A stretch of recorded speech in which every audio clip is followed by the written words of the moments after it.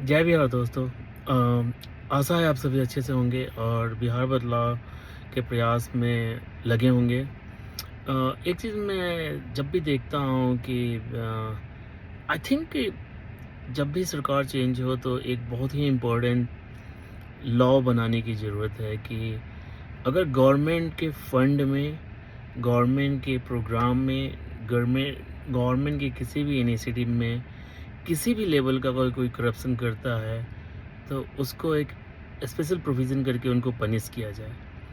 I know that कि और fast expedite में किया जाए, चाहे वो कॉन्ट्रैक्टर हो, चाहे ऑफिसर हो, चाहे वो मिनिस्टर हो। ये बहुत बहुत ज़रूरी है। और क्यों मैं सोचता हूँ ये ज़रूरी है, क्योंकि गवर्नमेंट के किसी भी प्रोग्राम का अगर सही से इम्प्लीमेंटेशन नहीं होता है और उसमें किसी भी लेवल का अगर करप्शन होता है तो उसका असर बहुत सारे लोगों के जीवन पे डायरेक्टली और इनडायरेक्टली पड़ता है। तो इसलिए मेरा मानना है कि उसके लिए एक स्ट्रॉन्ग लॉ होना ज़रूरी है। और फॉर एन एग्ज़ाम्पल मैं अगर बोलूँ कि आप अपने घर को कितनी बार बनाते हैं? आपने देखा होगा जिस भी लेवल से घर बना होगा, आप छोटे-मोटे मरम्मत या रिपेयर करते हैं, लेकिन आपको मेजर चेंजेज़ नहीं करने पड़ते हैं। मैं खुद अपने यहाँ जो राजपुर से लेके नरहन का जो 3 किलोमीटर का रोड है, पूरे लाइन टूटे हुए देखा हूँ। और उसके बाद अगर बनता भी है तो हार्डली वो आपका 15 दिन, 1 महीना, 6 महीना चलता है, साल कंप्लीट भी नहीं हो पाता है कि फिर से वो टूट जाता है। तो आप सोच सकते हैं कि हम मतलब कोई ना कोई तो अकाउंटेबल होगा ना उसके लिए। एंड डेफिनेटली मैं अकाउंटेबल नहीं हूँ एज ए सिटीजन, मेरा उसमें कोई से नहीं है। So poor quality, low cost, full of corruption, इन सब चीज़ों को डिस्टेबलाइज करते हैं। अब गवर्नमेंट कोई भी देख करके देख लीजिए, जो बिल्डिंग बनते हैं, जो स्कूल बनते हैं, जो रोड होते हैं, जो इंफ्रास्ट्रक्चर होते हैं, एवरीथिंग बिहार में फुल ऑफ करप्शन है, जो कि बार बार बनते टूटते रहते हैं। हमें पता भी नहीं चलता है कि कब बने कब टूटे क्या हो रहे हैं। तो I think it is very very important कि गवर्नमेंट मशीनरीज में जो लोग भी काम करते हैं, टॉप टू बॉटम, चपरासी से लेकर के सीनियर लेवल तक से मिनिस्टर तक, वो हमारे टैक्स के पैसों से बनते हैं। और टैक्स के पैसे जो कलेक्ट होते हैं उसलिए वो यूज होते हैं। तो उसमें किसी भी लेवल का करप्शन बिल्कुल भी एक्सेप्टेबल नहीं होना चाहिए। और मुझे लगता है उसका एक ही तरीका हो सकता है कि बिहार सरकार एक लॉ पास करे और उस लॉ में जो भी कानून संबद्ध हो फास्ट एक्सपेडाइट करके उनको सजा दे। दूसरी बात ऑफ दैट कि इसमें आप कैसे चीज़ों को बेटर कर सकते हैं, तो मेरा सोचना ये है कि गवर्नमेंट जितनी ट्रांसपेरेंट होगी, जितनी चीज़ों को वो डिजिटली पब्लिक डोमेन पे रखेंगी, उतना ही ज़्यादा वो इफ़ेक्टिव गवर्नेंस कर सकती है। हमें पता ही नहीं चलता है कौन कॉन्ट्रैक्टर है, उसका बैकग्राउंड क्या है, क्यों दिया गया, क्यों नहीं दिया गया, क्या चेक पॉइंट पॉइंट है, क्या ड्यूरेशन है, कब पैसा डिसबर्स हुआ, नहीं डिसबर्स हुआ, और जो भी प्रॉब्लम्स हैं, अगर हम उनको रखें एक ट्रांसपेरेंट वे में। आज के डेट में टेक्नोलॉजी बहुत ही एडवांस है। एआई को यूज करके या जो भी सर्विसेज हैं, गूगल सर्विसेज को यूज करके आप एग्जैक्टली पिन डाउन कर सकते हैं कि कहाँ पे आपके प्रोग्राम्स कैसे और यूज हो रहे हैं या नहीं यूज हो रहे हैं। एंड एक मैं एग्जांपल देना चाहूँगा। प्रशांत ने बिल्कुल सही कहा कि जब हर घर नल की जो योजना थी, उसमें ये बनाया गया कि हर घर में पानी जाएगा। और आपको आश्चर्य नहीं होना चाहिए कि आज भी हर एक पंचायत में, हर एक गांव में कई ऐसी फैमिलीज़ हैं जो 20-20 घरों के बीच में एक चापाकल है। आप सोच सकते हैं। और गर्मी के समय में वो भी चापाकल सूख जाता है। तो उनको बेसिक पानी की नीड के लिए उनको कई जगह पे इधर-उधर हाथ पैर जोड़ने पड़ते हैं, दौड़ने पड़ते हैं। और एक तरह से ज़ाहिर-सी बात है, आप दूसरे के यहाँ जाएँगे तो उसकी बात को सुनना होगा, उसके एहसान को लेना होगा। बस रोज़ के पानी के प्रॉब्लम्स को। और प्रीटी मच मुझे लगता है कि कोई भी ऐसा पंचायत या कोई भी ऐसा गाँव नहीं होगा जहाँ पे ये प्रॉब्लम ना हो। उसी बात को ध्यान में रख के प्रशांत और उनकी टीम ने हर घर नल का प्रोविज़न लाया था।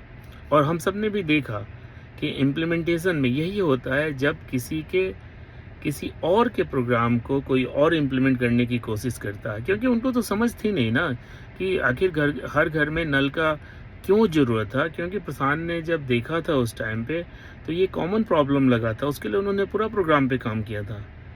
लेकिन जैसा वो बोलते हैं, अगर आप उनके पुराने वीडियो को रेफ़र करेंगे, तो उन्होंने वीडियो में क्लियरली कहा, अभी क्या हुआ, 500-1000 लीटर का टंकी लग गया, वो पानी चला रहा है, नहीं चला रहा है, ऑन हो रहा है, नहीं हो रहा है, पानी जा रहा है, नहीं जा रहा है, कोई ट्रैकिंग नहीं है। And nowadays with the help of technology it's very easy. आप सेंट्रली मॉनिटर कर सकते हैं कि कौन से टंकी में कब पानी चढ़ रहा है, कब पानी नहीं जा रहा है, कौन से टंकी से कितने बजे तक पानी का फ्लो रहा, कौन से नल से कितना यूटिलाइजेशन हो रहा है। आजकल इतने हाईटेक आईओटी सेंसर्स हैं, डिवाइसेस हैं, जो कि ईजिली आपको सारा डैशबोर्ड और दे सकते हैं कि कौन यूज कर रहा है, नहीं यूज कर रहा है। और जो भी उसका केयर टेकर है, जो भी रिस्पॉन्सिबल बंदा है, देन एंड देयर उसको नोटिस भेजो, फायर करो, उसको पनिश करो कि तुम्हारा काम अगर हर घर में पानी देने का है, क्यों नहीं जा रहा है, क्यों वहाँ से उस मोहल्ले में 15 लोगों के घर में पानी पिछले 10 दिन से नहीं जा रहा है, क्यों वहाँ पे वाटर लीकेज हो रहा है। वो तो छोड़िए ना, मुझे अच्छा लगता है आज के डेट में भी जो सप्लाई वाटर होते हैं, बड़ा बड़ा लीकेज होता है, nobody is care about that. So long in short, अगर डेफिनेटली वही प्रोग्राम अगर प्रशांत और उनकी टीम इम्प्लीमेंट की रही थी, तो उसमें बहुत सारे टेक्नोलॉजी को यूज करके एक बहुत ही ट्रांसपेरेंट वे में उसका डैशबोर्ड बना के रखा जा सकता था एंड उसको पब्लिकली अवेलेबल किया जा सकता था। I mean what is harm on that? अब क्यों उसको पब्लिकली अवेलेबल नहीं करोगे? मुझे तो कोई एक रीज़न नहीं लगता है कि कोई भी सरकार कोई भी गवर्नमेंट प्रोग्राम्स को क्यों पब्लिकली नहीं रखेगा और डिटेल में क्यों नहीं रखेगा, क्यों आउटडेटेड रहेगा। आईटी में हम ग्लोबल सप्लायर हैं, पूरे वर्ल्ड को आईटी सर्विसेज देते हैं और खुद हमारा एडॉप्शन 0/सन्नाटा। हम खुद अपने प्रोसेसेस में एफिशिएंसी नहीं ला रहे हैं, खुद अपने प्रोसेसेस को ट्रांसपेरेंट नहीं बना रहे हैं। अगर गवर्नमेंट ऑफ इंडिया, और छोड़ो forget about the government of India, government of Bihar अपने लेवल पे भी आईटी एडॉप्शन को करे, चाहे वो हर डिपार्टमेंट में, इज़ वेरी वेरी इंपॉर्टेंट। हमारे पास आईटी रिसोर्स की कमी नहीं है, तो बहुत बड़ा एक सिस्टम में ट्रांसपेरेंसी आ जाएगा और एक बेटर सिस्टम को हम बना सकते हैं। सो हैविंग सेड दैट, मैं ये कहना चाह रहा हूँ कि I think these are the some key critical part जो कि केवल प्रशांत ही है जो कर सकते हैं। पिछले 3 साल से हम देख रहे हैं उनके मेहनत को, उनके कमिटमेंट के, उनके डेडिकेशन को, और उनको कोई भी ताकत कंप्रोमाइज़ नहीं करा सकता है। सो उनको ना कोई पद का मोह है, ना ही उनको कोई गाड़ी चाहिए, पैसा चाहिए, ना ही उनको स्विट्ज़रलैंड स्विस बैंक अकाउंट चाहिए, ना ही उनको ऑस्ट्रेलिया में फार्म और अपार्टमेंट और दुबई में घर खरीदना है। तो आई थिंक ये प्रशांत ही कर सकते हैं, और हमें इस बात को समझना होगा कि जब तक गवर्नमेंट में एक रेडिकल चेंज नहीं होता है, जब तक गवर्नेंस नहीं बदलता है, तब तक बिहार के बारे में और बिहार के चीज़ों को लेकर के कोई भी बेटर इम्प्रूवमेंट नहीं हो सकता है। एक लास्ट बात मैं कहना चाहूँगा, जीरो अकाउंटेबिलिटी है। अगर आप देखो, अभी इलेक्शन सीजन होने के बाद भी आए दिन वीडियो निकल रहे हैं। अभी पुलिस भर्ती के या कुछ और एग्ज़ाम हो रहा था, पुलिस मतलब डंडे से ऐसे पीट रहा है, ऐसे लोगों को पीट रहा है कि मैं एक्सप्लेन नहीं कर सकता। इस तरह से अपना एनिमी नंबर 1 बना के मार रहा है कि मतलब इसको मार के एकदम धूरा-धूरा कर देना है, कि इसको ऐसा मारो कि वो साल भर तक वो चल ना पाए। उनके एक्शन में इस लेवल का आप हेट देख सकते हैं और इस लेवल का प्रेशर देख सकते हैं जो स्टूडेंट्स के ऊपर, और सारे लाठीचार्ज में ऐसा होता है। कभी आपने देखा है हमारे नीतीश मंत्री जो है, फॉरगेट अबाउट द नीतीश, वो तो मुख्यमंत्री है, उसको तो अकाउंटेबिलिटी लेना ही चाहिए, बट हमारे जो हेड ऑफ पुलिस डिपार्टमेंट है, आज तक आप एक भी स्टेटमेंट दिखा दो जिसमें उसने माफ़ी मांगा हो कि हमारे पुलिस फोर्स ने बहुत ही ब्रूटल फोर्स का यूज़ किया है, इसके लिए मैं शर्मिंदा हूँ और मैं माफ़ी मांगता हूँ, और आगे से हम उसमें जहाँ पे भी कमी है उसको वेल ट्रेंड करेंगे। उनको अगर समझ नहीं है कि कैसे लॉ को फॉलो कराना है, कैसे उसको इम्प्लीमेंट कराना है, तो हम उनको प्रॉपर ट्रेनिंग में फिर से उनको इम्प्रूव करेंगे, ताकि इस तरह से सिटीजन के ऊपर फोर्स का प्रयोग ना हो। कभी आपने देखा है, कभी भी आपने कोई भी हमारे हेड ऑफ पुलिस डिपार्टमेंट का स्टेटमेंट देखा है? कभी भी आज तक आपने हमारे मुख्यमंत्री का स्टेटमेंट देखा है कि जो वो इसके लिए माफ़ी मांगे हमारे बिहार की जनता से? तो हमें इस माइंडसेट से निकलना होगा और बिहार की जनता हमें अपने अधिकार को समझना होगा। चाहे वो मंत्री हो, चाहे अधिकारी हो, ये राजा शासन नहीं है। They are not the supreme power कि उनके मन में जो आएगा सो करते रहेंगे, और हम उनके सामने भीख मांगने के लिए नहीं पैदा हुए हैं। हमारे जो राइट्स हैं हमें समझना चाहिए। जब तक हम ये बदलाव और चेंज नहीं लाएंगे, हमारे साथ ऐसे ही दुर्व्यवहार होते रहेंगे। तो अपने लोकतांत्रिक अधिकार को समझिए।